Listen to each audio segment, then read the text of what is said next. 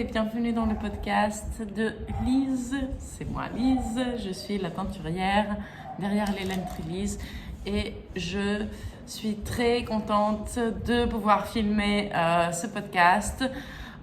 La première partie, donc cette partie d'introduction a été effacée hier, donc c'est la deuxième fois que je suis en train de faire cette partie du podcast. Parce que hier, quand j'ai commencé à éditer l'épisode, j'ai vu que voilà, j'avais une partie qui était partie de la vidéo. Et donc, en fait, c'était quand je vous disais que j'étais très contente que à ce début de mois de février, j'étais au nord de la France, au festival exceptionnel que Kathleen organisait, qui était super sympa, très convivial, très chaleureux, et je vais vous montrer les laines que j'ai prises. Donc il n'y en a pas beaucoup, il y a 3 écheveaux de 2 teinturières, dont l'une j'ai eu le plaisir de la connaître à Exceptionnel cet été et elle m'avait pris de la laine, mais moi je n'ai pas eu trop le temps de voir qu'est-ce qu'elle faisait, etc. Mais j'avais pris quelques accessoires de son ami qui avait le stand Croche ta maille, et je parle de la fée Ballot. Donc je suis très très contente d'avoir pu la connaître un peu mieux cette fois-ci, parce que en été son stand était vraiment à l'extrémité du lieu du festival, tandis que cette fois-ci elle était juste en face de moi, et je dois dire que j'étais vraiment contente de l'avoir connue et d'avoir papoté un peu plus avec elle. Et donc il y a une petite blague qui se faisait, qu'on me taquinait, parce que cet été, j'avais commencé ce handband Simone de Atelier Émilie, et je me disais, bon, pour mes voyages, c'est super, c'est un petit projet, je le prendrai, je le finirai rapidement. Mais en fait, à chaque fois que je voyageais, je castonnais un bonnet, et donc cette fois-ci, tout le monde me taquinait, bon Lise, tu prends ton bandeau? Oui, je vais prendre mon bandeau. Et tu commences pas de bonnet? Non, je commence pas de bonnet. Mais j'avais envie d'un écheveau d'elle, et donc c'était marrant parce que j'ai flashé sur un coloris orange, puis je m'étais dit bon, je vais aller voir à mon aise, et le premier écheveau que j'ai vraiment flashé, que j'ai acheté, il était dans un panier devant son stand où elle avait quelques soldes, des écheveaux ou des essais qu'elle faisait de couleurs, etc. Donc, c'est le coloris Souvenir à sa base Classic Chunky. Donc, c'est un 100% Mérinos, 100 grammes, 100 mètres. C'est un vert très foncé avec des petits blancs que j'aime beaucoup. Et bien sûr, j'ai pensé à un bonnet tout simple que je vais aller jusqu'à la fin de mon fil et simplement prendre toutes les mailles tout autour et bien serrer et faire un bonnet. Je pense que c'est une bonne idée. J'adore son logo qui lui ressemble. Elle a les cheveux très frisés et vraiment très sympa. L'autre coloris que j'ai beaucoup aimé, c'est Terre de Feu dans sa base Super Sock High Twist. Donc c'est une laine à chaussettes avec un high twist. C'est pour ça qu'on voit le brun, il est un peu plus parlé. Et je l'aime beaucoup. Vous savez, moi, rouge, orange, un peu dramatique comme ça, les couleurs. J'adore. Et je sais pas qu'est-ce que ça va être. Des chaussettes, c'est dommage, des chaussettes, parce que c'est très joli. Je pense que peut-être je ferai un pull en fade, parce que j'ai d'autres écheveaux dans mon stage, d'autres teinturières qui iront bien avec, mais aucune idée pour le moment, simplement qu'il est adorable. Donc voilà, c'est de la fée Ballot. Et après, je crois que ça c'était mon deuxième achat, et ça c'était mon premier achat, de la Madeleine. La Madeleine, comme la Madeleine, la Madeleine. Je viens juste de percuter la Madeleine. Bref. Donc je les ai connus au salon, je les connaissais pas, c'était super cool de les connaître. C'était une dame, je me souviens pas de son nom, avec son mari qui était au stand, très sympa. Je trouve incroyable la patience de faire des petites boules comme ça, autorayantes. Vous savez que mon premier tricot oreillant, c'était ces mitaines que je pensais faire des chaussettes. Donc là, j'adore ces couleurs. J'étais pas très sûre pour le gris, mais bien sûr, c'est super pour le contraste et pour l'équilibre des couleurs dans ces rayures. J'aurais bien aimé un rouge foncé, mais bon, j'ai ma dose après avec celui-là. Donc là, je suis super contente de ce coloris qui s'appelle Silent Hill. C'est de la laine à chaussettes. Je sais pas si ça va être des chaussettes, je sais pas si ça va être des mitaines, mais je suis contente d'avoir cette petite bombe de couleurs avec moi. Puis en fait, voilà, ici, mon téléphone s'était coupé et donc j'ai pu faire après le reste de la vidéo. Et je vous parle des autres laines que j'ai pris quand j'étais chez Nathalie. Donc, je vous laisse visionner ça. Je veux dire un énorme merci à Kathleen qui a organisé ce merveilleux festival pour m'avoir hébergée et à Cécile d'être venue me chercher à l'aéroport et après de m'avoir emmenée chez Nathalie pour mon séjour là-bas. Bien sûr, un énorme merci à Nathalie et à Jean-Luc de m'avoir hébergé et d'avoir passé un bon moment avec eux. Et je dois remercier aussi Nathalie parce que j'avais flashé sur son Crossroads cardigan en airprint qu'elle avait fait. Donc sa laine est teintée à la main, si vous ne le savez pas. Et elle avait utilisé du airprint. Et elle avait fait ce merveilleux gilet avec sa base Sirius DK. Et je voulais le même parce que je trouvais qu'il était lumineux, super beau. Et donc, elle m'a fait la teinture pour que je puisse avoir mon gilet. Je suis super reconnaissante et je suis encore plus reconnaissante, bon pas encore plus reconnaissante, mais comme je vous ai dit, j'aime pas tricoter les gilets et ce gilet, il est assez compliqué. Donc je sais pas si je le finirai, si je le commence, peut-être si je le commence, je vais le finir dans 4-5 ans. Non, je rigole. Mais j'ai demandé à Maria Zilakou, la designeuse grecque, que vous savez que je suis très bonnes amies. On est pratiquement une famille. Je lui ai demandé si ça la tentait de tricoter ce gilet pour moi. Et elle a dit oui. Ah, je suis trop gâtée. Je suis très heureuse, très reconnaissante. Donc, j'ai hâte d'envoyer ça à Maria et un autre écheveau que j'avais pris de Nathalie pour elle.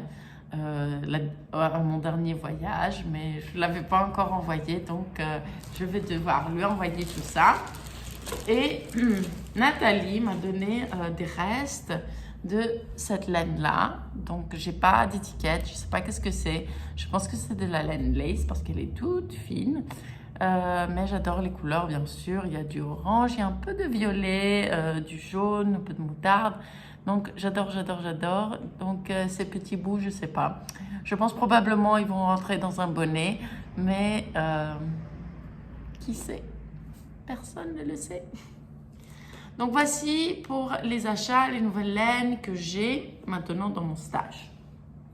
Donc, comme j'ai dit, je vais commencer un bonnet. Et la blague, depuis cet été que j'ai commencé ce joli bandeau, quand j'étais chez Nathalie, c'était que voilà, j'aurais mon tricot, mon petit tricot pour les voyages, etc.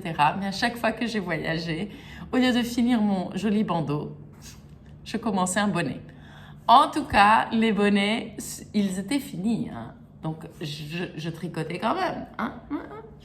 Donc, et maintenant, on va aller au projet fini, qui est enfin mon bandeau Simone.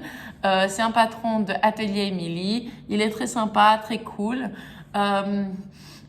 Nathalie en avait tricoté un en mohair et fingering. Et je crois que c'est ce qui est préconisé aussi au patron. Mais moi, je voulais voir mon coloris Shadow and Bones dans ma nouvelle base à ce moment-là. Bon, je l'avais commencé un peu avant l'été, mais voilà, je ne l'avais pas vraiment tricoté. Et c'est ma base Hera qui est un light sport. Donc, au lieu d'un fingering de 366 mètres, on a un light sport de 325 mètres qui peut être utilisé même comme une sport ou comme une fingering.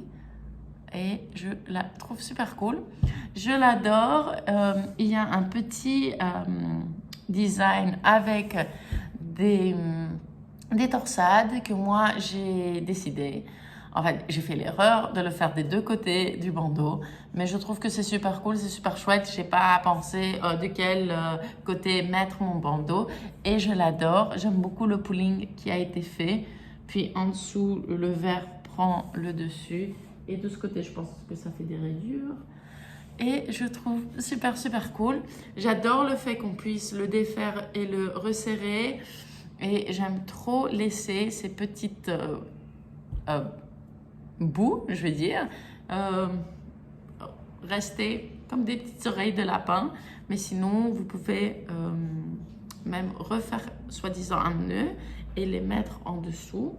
Ce qui est aussi mignon, je trouve. Voilà. Si ça vous embête qu'ils aillent par-ci, par-là. Donc voilà, ça fait comme un petit nœud.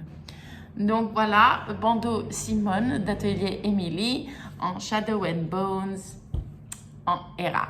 Voilà. Après, j'étais en train de tricoter, j'avais castanné le Newspaper Pullover de Rohi dans mes coloris Escape Now en Eros avec très peu de speckles et Freaking Bacon. Je les adore tous les deux. Il y a des moments que Freaking Bacon est presque la même couleur que Escape Now. Donc, tout le monde me disait « Oh, mais ça va se rapprocher, etc. » Mais je me suis dit que pour une fois que je veux quelque chose en couleur plus classique, et ça ferait aussi un bon sample pour que les gens voient qu'est-ce que ça donne avec une laine qui varie et qui à certains moments a la même couleur. Parce qu'il y a un peu je ne veux pas dire les préjugés, mais un peu les règles du tricot, que par exemple, un jacquard doit être deux laines très contrastantes, ou que ça doit être des laines unies. Et ça, c'est un peu ressorti aussi. Parfois, je vois les gens qui disent à peu près la même chose pour la brioche. Mais en fait, il n'y a pas de règle. Si vous voulez faire avec des couleurs qui sont différentes ou pas si différentes que ça, bon, je vous laisse. Il y a une voisine qui passe, donc à tout de suite. Excusez-moi, il y avait la voisine qui voulait me donner quelque chose. Donc, oui, donc il y a ces règles de les laines doivent être contrastantes. Quelqu'un avait dit qu'il faut que je prenne une photo et la mettre en négatif et il va falloir qu'on voit bien les rayures. Oui et non. Donc, oui, si vous voulez vraiment une brioche très propre, très définie, etc. Mais il n'y a pas de règle. Et je vais vous le montrer pourquoi. Oh, c'est que c'est trop beau! Tiri! Alors, je vous montre, ça c'est le devant. Donc, j'ai tous mes fils, je suis désolée. Donc, en fait, c'est des grands panneaux rayés, mais en brioche. Donc, voilà. Donc, ici, comme ma plus claire couleur, qui est Escape Now, est claire et n'a presque pas du tout de speckles, de tout petits speckles, si vous le voyez, vous voyez bien la rayure. Ensuite, quand c'est la rayure de Freaking Bacon, que ce soit en plan devant, on va la voir, mais un peu moins. Donc ça fait presque comme une brioche mosaïque. Et j'adore ça. Je trouve ça tellement mignon et superbe. Et c'est en fait pour ça que je m'étais dit, ces deux couleurs vont être intéressantes. Peut-être que c'est plus sage, mais c'est pas non plus la brioche qu'on a l'habitude de voir avec les traits super détaillés. Et ici, par exemple, on voit qu'il y a eu des grands moments où Freaking Bacon était plus clair. Et donc, en fait, dans la brioche de Freaking Bacon, qui est en premier plan, on voit un peu le pooling. Et je trouve que ça fait, je sais pas, ça donne une esthétique très unique et j'aime ça beaucoup. J'aime ça beaucoup. Donc, j'ai hâte. Avant de partir pour la Belgique, j'avais justement séparé pour les manches. Donc maintenant, il me faut que je fasse les grandes rayures du corps. Donc je dois dire que je voulais le finir maintenant pour le 15 février parce que c'était pour un knit-along.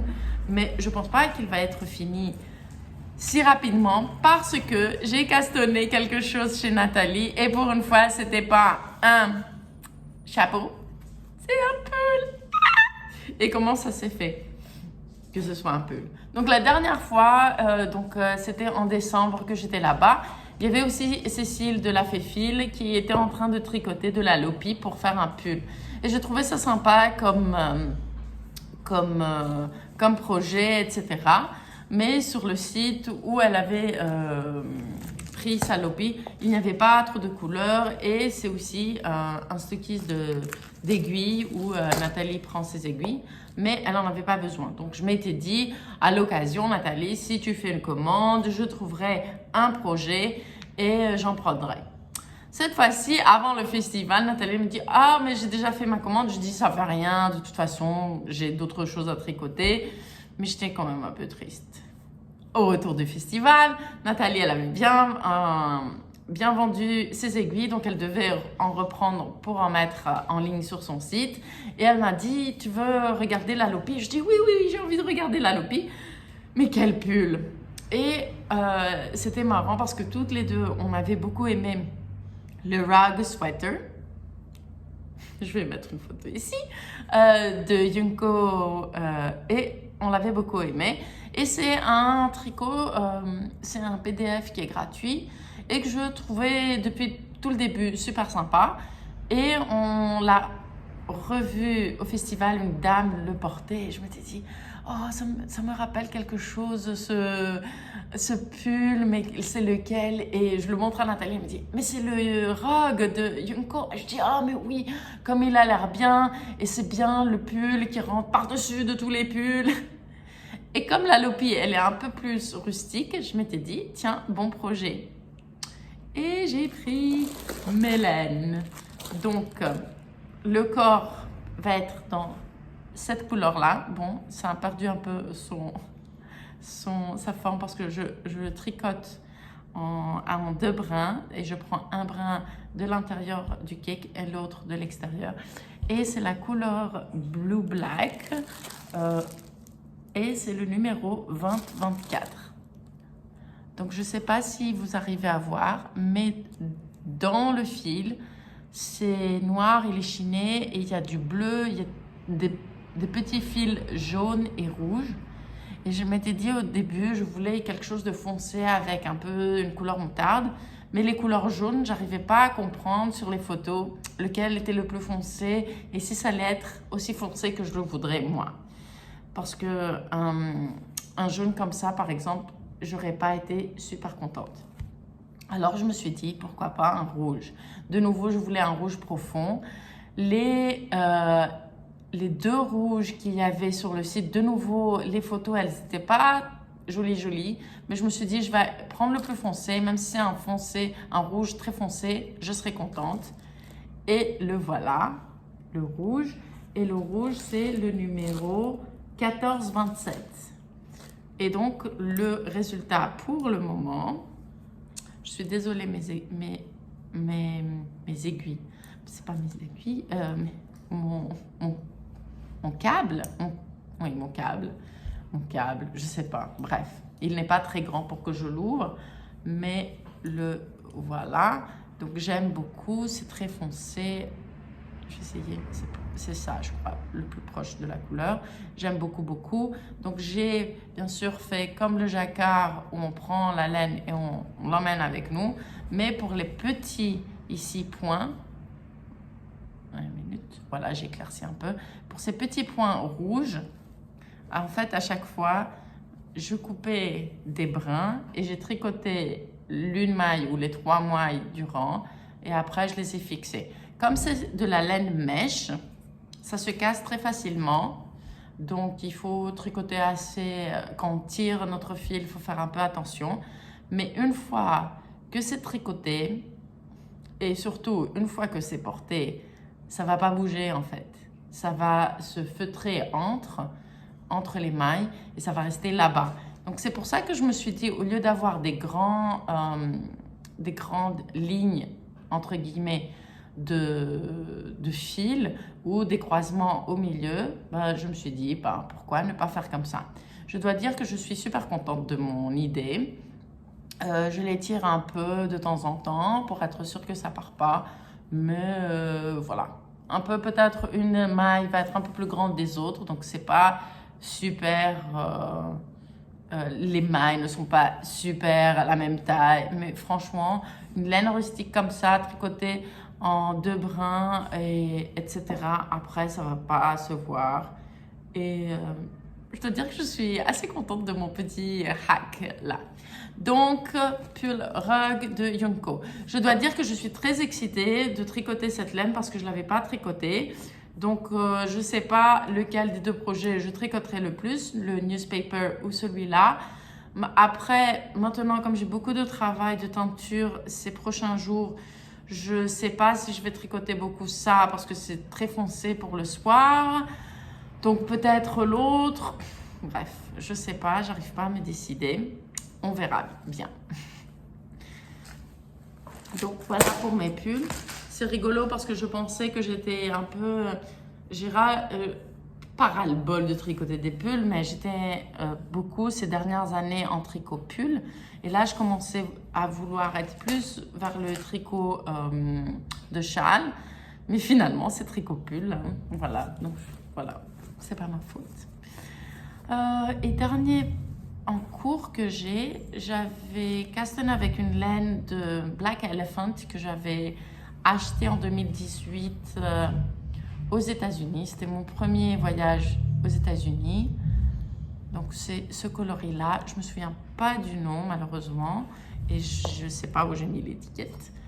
Et j'avais fait, parce que j'ai aimé cette idée, ben je me suis dit je vais en faire des plus grosses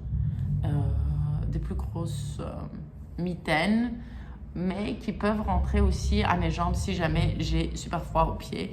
Et j'ai fait un petit câble. Donc il n'y a pas de patron, c'est juste, j'ai mis une 50aine de mailles, j'ai divisé par 3 et j'ai fait une petite torsade. Tout simplement, rien de spécial ou de plus compliqué pour celui-là. Donc j'ai fini le premier pendant mon séjour chez Nathalie, mais j'ai pas encore castonné le deuxième. Je sais pas quand est-ce qu'il va être castonné le deuxième. Je dois dire que je voudrais les avoir, mais j'ai envie de porter au moins une fois ces 2 pulls avant qu'il fasse trop chaud ici. Donc je sais pas. Donc voilà, tout pour mes laines que j'ai achetées, mes projets, mon projet fini. Quoi d'autre de nouveau? J'ai mis à mon retour, j'ai pris en photo les laines que j'ai... Donc maintenant, depuis mon retour de la Belgique, j'ai fait l'inventaire du site, donc vous allez trouver plusieurs laines sur le site. Vous allez trouver aussi à la section sale, où c'est la section solde, vous allez trouver des laines, soit dans des qualités que j'avais avant et que maintenant je travaille beaucoup moins ou pas du tout, comme ma base Artemis, que je peux vous montrer ici. C'est une base très luxurieuse, c'est 55% de baby chameau et 50% de soie. J'avais fait mon Exploration Station dans cette qualité. Elle est super douce, super chaude, elle est soyeuse, elle est adorable, je l'aime beaucoup. La base, la couleur de la base est marron caramel, donc les couleurs sont très uniques. Je l'adore, je l'adore. Vous allez trouver 2 coloris seulement, c'est ce qui me restait. Celui-là est un verdâtre. Celui-là, safari. Donc la couleur de base, c'est ça. J'adore, j'adore. Après, vous pouvez retrouver quelques échevaux en ma base Dionysos. Ça, c'est Yarngasm, coloris Yarngasm. C'est de l'alpaca super fin. Donc c'est super, super doux de nouveau. Et après, vous allez trouver des écheveaux, soit uniques, parce que c'est des couleurs que j'ai testées dans ma base Apollon. Cette base, elle était très populaire quand j'ai commencé la teinture. C'est 50% mérino et 50% soie. Elle est très douce, très soyeuse. J'ai un châle avec cette base que j'adore, le châle Profilia de mes joues. Donc voilà, regardez-le. Et ces bases, la plupart, comme elles sont plus luxurieuses, elles étaient un peu plus chères. Et comme c'est des couleurs que aussi je fais plus, ou c'était des tests, ou après il y a un écheveau où elles sont en très petite quantité, je les ai mis en solde. Donc quand vous allez sur cette partie du site, vous voyez le prix normal de l'écheveau, et une fois qu'il est mis dans votre panier sans coupon, il y a moins 15%. Donc voilà, si vous voulez retrouver des bases que je ne travaille plus, mais qui sont très luxurieuses, très soyeuses, dans des coloris qui sont uniques. Unis, j'allais dire, mais je voulais dire uniques, voilà. Quelques-uns sont unis, d'autres ne le sont pas. Et après, j'ai fait quelques combos. Par exemple, Fight Club, je l'ai en combo avec Minds of Moria. Et après, j'ai aussi un combo de 3, parce que ces 3 coloris, je ne les fais plus. Et c'était des coloris que j'avais fait pour une collection inspirée sur Van Gogh. Donc, je me suis dit, quelqu'un peut faire un joli châle comme ça, très coloré, même en fade. Voilà. Et aussi, une seconde.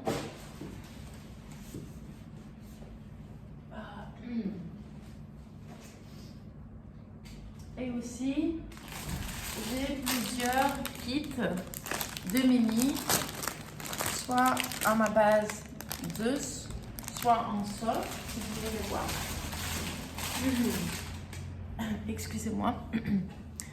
Donc voilà, je suis en train de faire des soldes parce qu'il y a une grande chance que je vais avoir besoin de changer de studio. Ce n'est pas très sûr encore, mais il y a de très fortes chances que je puisse plus rester dans ce studio. Et donc cela veut dire donc beaucoup de frais, de transport, etc. Et j'essaye de trouver un autre endroit où Trelise pourrait être. Et donc je me suis dit, parce que je ne trouve pas d'espace assez grand pour le moment, de faire un peu de rangement, de voir qu'est-ce que je peux faire pour avoir un peu plus de place. Et je me disais toujours que je vais reprendre ces bases et ces restes dans un festival et avoir un panier comme elle avait fait la Fée Ballot à Exceptionnel. Mais comme il y a presque plus de festivals, et quand je vais maintenant au festival, je prends plus les laines que j'ai fait ou les nouveaux coloris, parce que c'est ce que les gens veulent voir. Je me suis dit, tant pis, je vais mettre ça sur le site. Je vais faire des petites soldes pour ça. Il y a aussi ma base Titan, et il y a quelques derniers écheveaux à ma base Hera. Donc ma base Hera était une fingering high twist mérinos, tandis que maintenant c'est la Light Sport, dont je vous ai parlé plus tôt. Et il y a certains coloris qui sont encore qui sont là. Donc c'est ceux-là. Donc il y a Mother of Dragons, il y a Do You Trust Me, il y a Not Today. Donc allez regarder ça. Si quelque chose vous dit, il y a moins 15% quand vous les mettiez à votre panier. Donc dernière nouvelle, donc ces dernières années, j'ai fait une formation d'hypnose et j'ai décidé de me lancer. Et j'ai fait un Instagram qui s'appelle Outside the Box, avec la fin BX. Et j'ai fait un petit site où vous pouvez, à travers ce site, avoir un rendez-vous pour qu'on parle de ce qui vous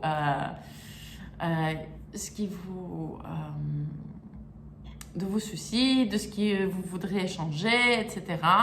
Donc, si vous avez des questions par rapport à l'hypnose, par rapport à quelque chose que vous voulez me demander, n'hésitez pas, faites-moi des questions. Sur Trellis, je dis toujours, ne m'envoyez pas de messages sur Instagram parce que parfois j'en ai beaucoup.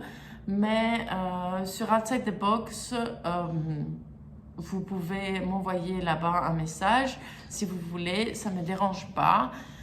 Je dois dire que je suis j'ai travaillé un peu plus avec des problèmes d'anxiété, des problèmes de créativité, des problèmes de confiance, etc.